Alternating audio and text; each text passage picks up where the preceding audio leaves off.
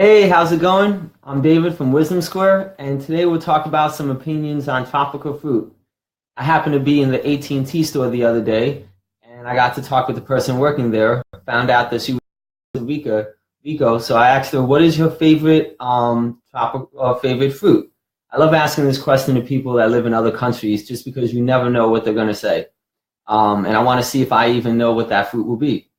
So she ended up saying papaya, but then went on to say that the papaya in Costa Rica is completely different than it is over here in America. And it makes complete sense. Fruit like that can't grow here. So it's picked before it's ripened, and then it goes on a truck. And by the time it gets here, even when you buy it in the store, it's not yet ripe. You have to sometimes leave it on your countertop to let it continue to ripen that way. But when you allow a fruit, to ripen on the tree, if you think about it, it has more time to get nutrients from the soil through the roots. So it's going to be much healthier for us to eat. Another great example, if you think about, is bananas. Bananas, if you ever got to go travel outside the country and compare a banana, you would think they were two different fruits. From, the color, the smell, to the taste, all of it is completely different. Bananas in America look pale, almost white, when you compare them to a tree ripened banana from another country. And, it's kind of misleading that, when we eat this type of food, we think we're doing something amazing for, our bodies.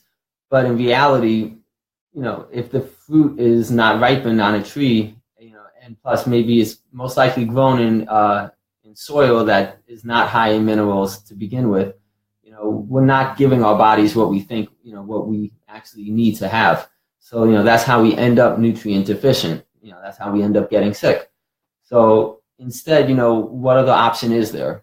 It's not really practical for a company to ship out fruit while it's ripened to us, because it goes bad so quickly. There are a few companies that do provide a service like that, but the price, it's so expensive, it's not, again, not practical to have that every day to eat. Only other option would be if you were to take the water out of the fruit, dehydrate it basically, allow it to tree ripen, and then dehydrate it, and then ship it to somebody. But again, it's only a few companies that do that, and it's really expensive. So, if you live in America, where most parts of America, like, aside from like Miami, where you're closer to the equator, you can't get access to these fruits when they're fresh and ripen. That's where you have to look to vegetables. And when I say vegetables, I'm talking about herbs in particular.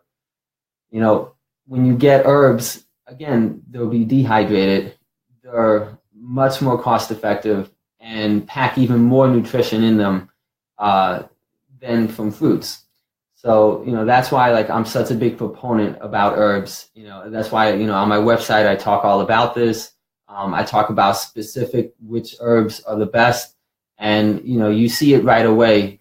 If you could take a handful of herbs and sprinkle it on the food you're already eating, or supplement with, capsules or something, you could feel the difference. You're no longer hungry, like, right away. And, it's mind-blowing that it could be such a small amount that has such an effect on the body. But it goes to show you, in a world where we eat unripened fruit, grown in, mineral depleted soil, herbs that are grown in the wild, that come over here, they're the king. They're like the best thing for our bodies ever. And your body lets you know right away once you begin taking them. So I hope, that got you thinking, brought up a topic most people don't consider or think about. And I hope to talk to you guys soon. I'll see you later. Take care. Bye.